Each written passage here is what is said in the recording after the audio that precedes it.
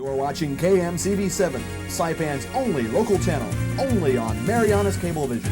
MCV Unbeatable. It's time for the most informative half hour of your day. Here are some of the reports you'll be seeing tonight. It's time to use it or lose it for the U.S. government. The NMI prepares to ask the military to return portions of leased Tinian land. And OSHA officials are asking for more safety compliance from garment factories, or the businesses will be slapped with stiff fines. It's a fine month for artists. The governor signs a proclamation declaring September Arts and Humanities Month. That's a colorful picture of what's in store next on KMCV News.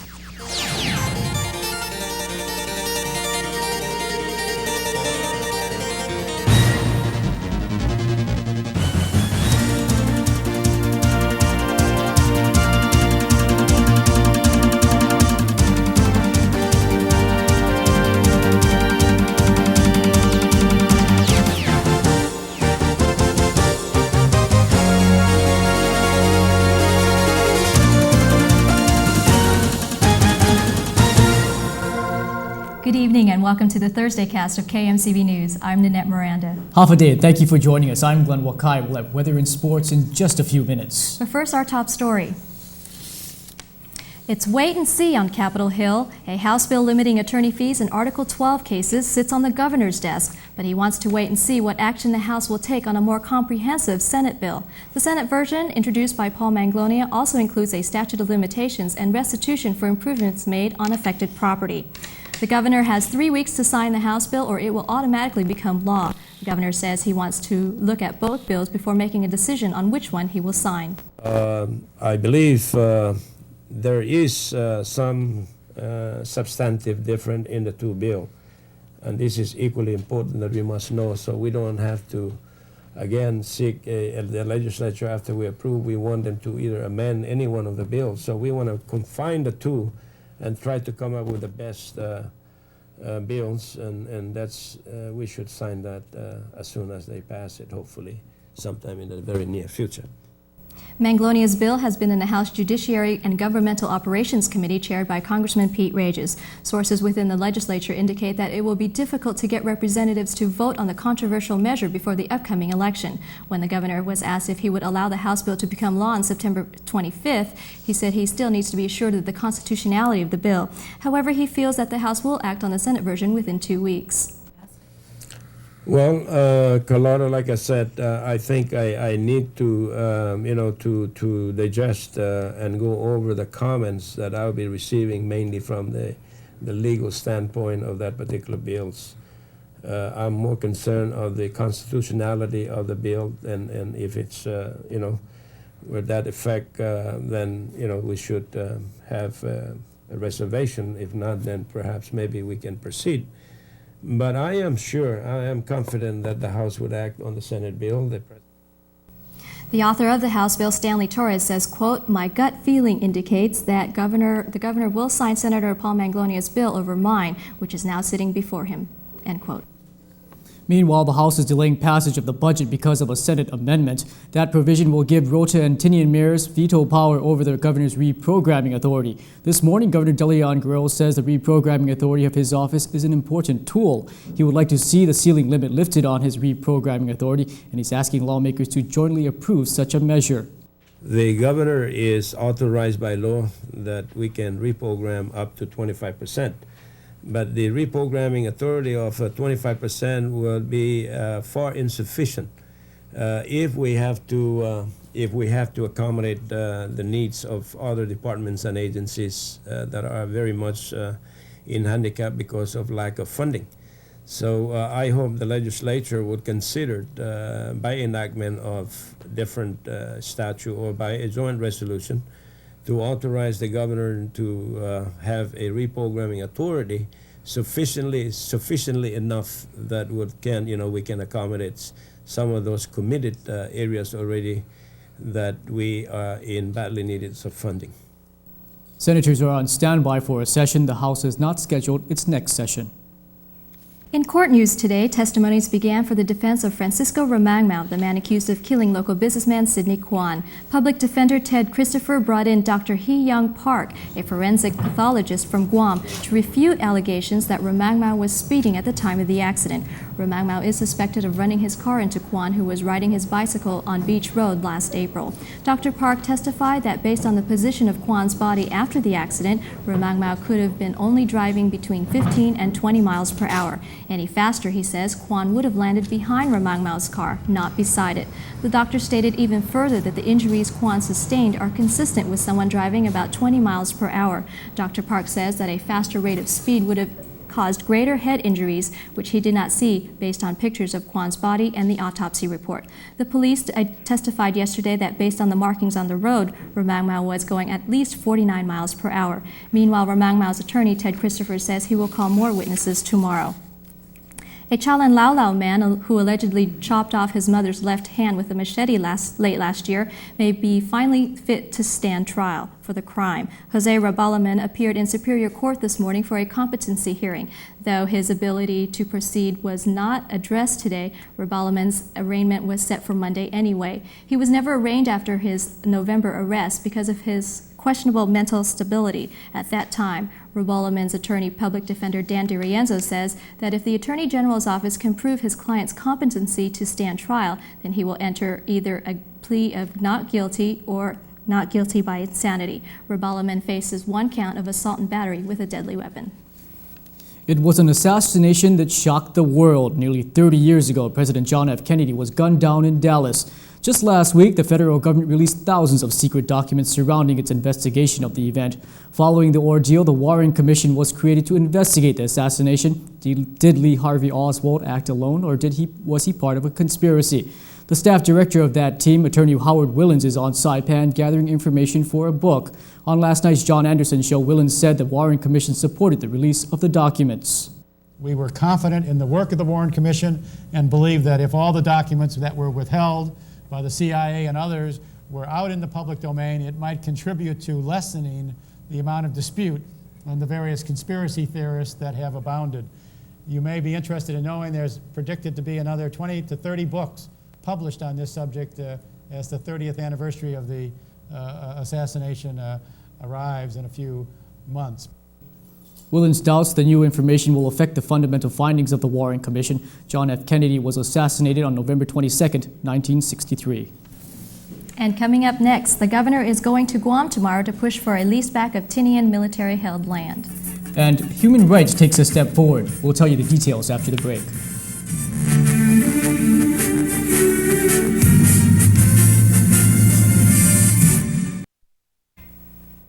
Residents have stepped in to fill a void. Islanders have banded together to form a private organization to advocate for human rights.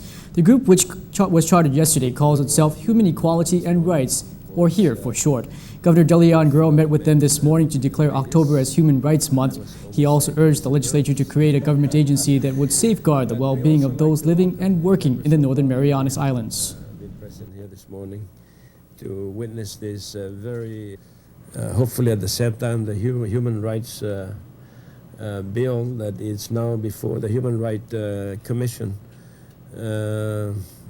before the legislature. Hopefully they would act on it and get that thing passed as well.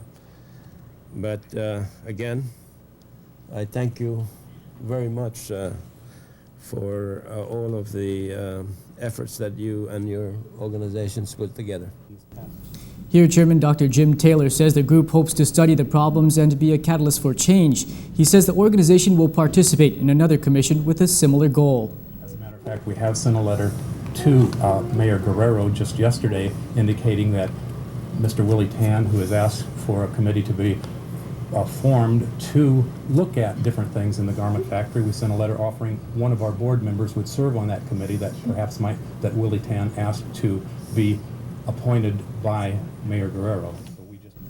HERE is an institute established at the Northern Marianas College with the encouragement of President Agnes McPheeters.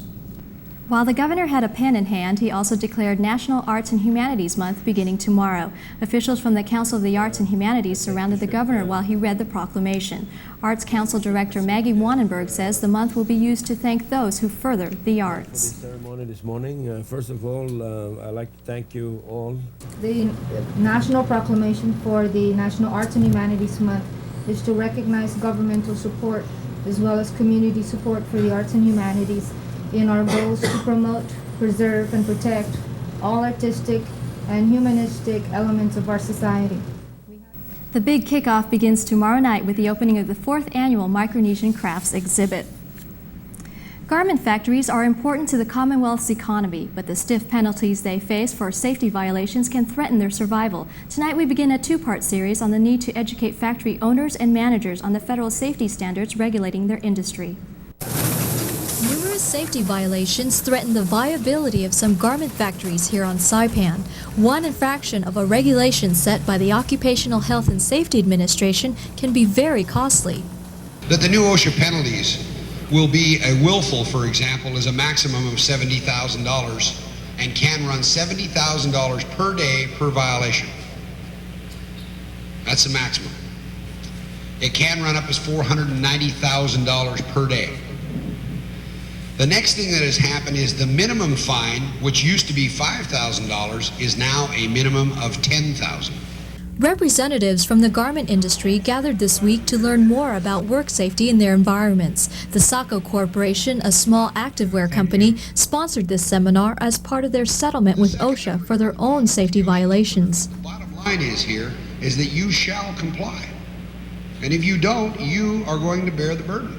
Seminars like these are helpful because safety experts say that most violations come from a lack of education. U.S.-approved fire extinguishers, for instance, need to be at several locations, not just one or two. Fire extinguishers are very helpful in being able to take a small fire that's insignificant in a wastebasket or an electrical panel and keep it from ruining the entire business, from burning the entire business and causing risks to life. Gibson says that face and ear protection are commonly neglected by garment factory officials. The damages to the person are not always immediate. It can be built up over a period of time. Just daily exposure over a period of time can cause permanent damage to the lungs and the ears. But sometimes violations aren't due to lack of education. On occasion, officials do try to sneak by the rules. Needle guards, most of you here in the garment industry. For every one of you that has them, I'll show you 100 that don't. And I see it every day. I walk into these places, and they'll put 2 or 3 on up in the front. Hopefully these guys won't notice, and you got 50 of them in the back that have nothing on them. For the most part, however, garment factories try to comply with OSHA standards. It is the keeping up with the ever-changing regulations that is the challenge. Tomorrow we'll conclude our series on what businesses should do when they are slapped with a safety violation from OSHA. Use it or lose it. That's the sentiment of the Guerrero administration towards the U.S. military leased land on Tinian. He wants to lease it back, but Washington resident Representative Juan Babalta says why not take it a step further? The issue will be the focus of tomorrow's meeting on Guam with Admiral Christensen. Currently, the CNMI government is attempting to lease back from the federal government 12,140 acres of Tinian land. The proposed rent for the leaseback is $12,140 a year. The negotiations for the lease are within the confines of the Civilian Military Advisory Council, or CMAC. The next meeting will take place on Guam tomorrow with members of the Tinian delegation, the governor's office, and Admiral Christensen's staff. Today, the governor outlined what he hopes to accomplish at that meeting. We'll be discussing the possibilities in trying to make a possible action in trying to lease back some of those areas that the military will no longer need it. I think it's very important to understand that, like I said, we understand that the military have the rights today because they're leasing 2/3 of it, but at the same time, it left it with no development.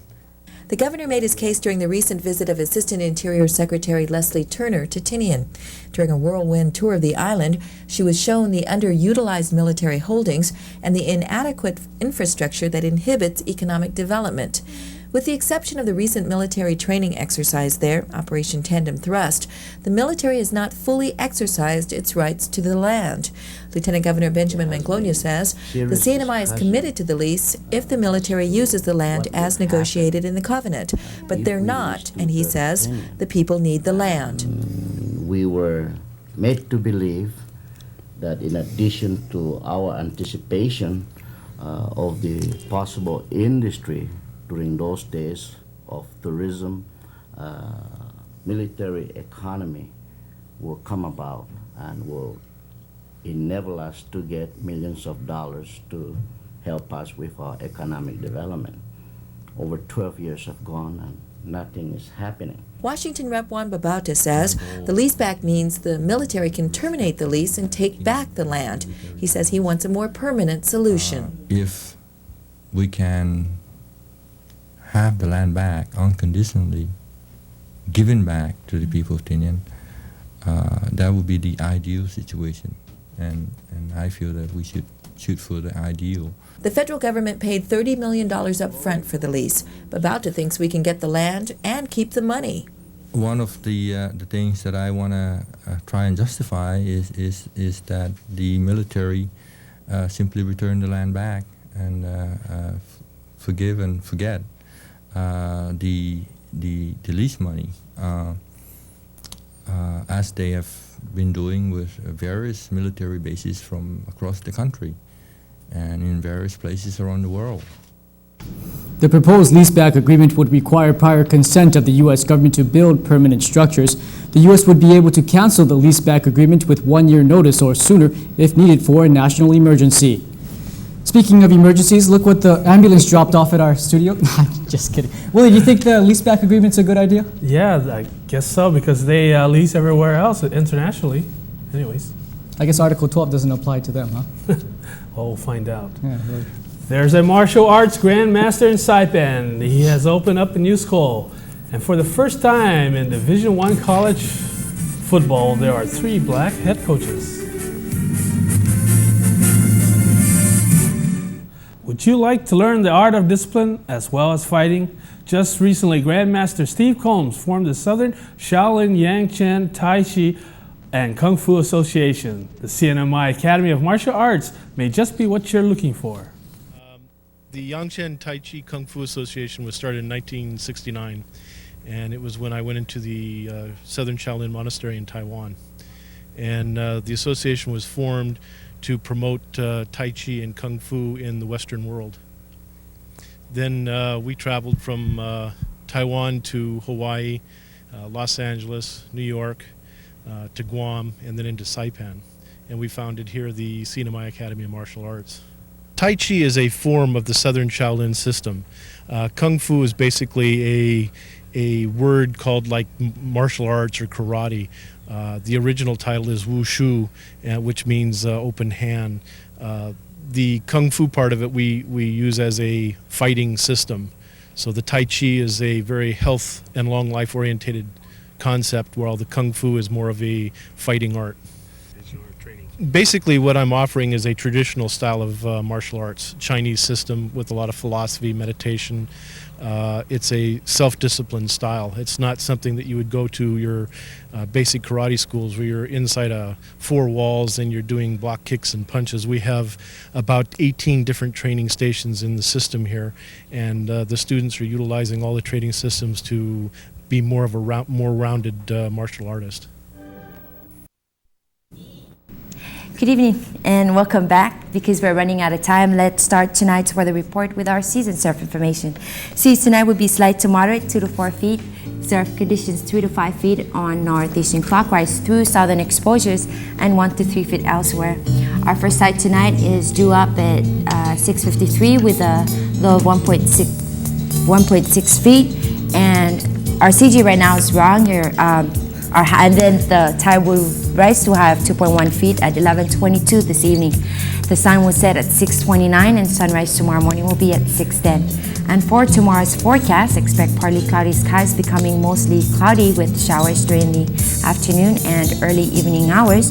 Winds northeasterly 5 to 15 miles per hour, gusting up to 20 miles per hour, and the high temperature in the upper 80s. And that's all for our weather report. Well, that's not all for KMCV News or KMCV. Don't go anywhere. Stay tuned with KMCV for Asunto Sete at 6:30. Willie, have we figured out who's hosting that show yet? We're still working on it. Oh, yeah. I think it's Vicky Tadella. On behalf of everyone at Mariana's Cablevision, enjoy the rest of your evening. We'll see you back again tomorrow. Good night. Good night. Good night.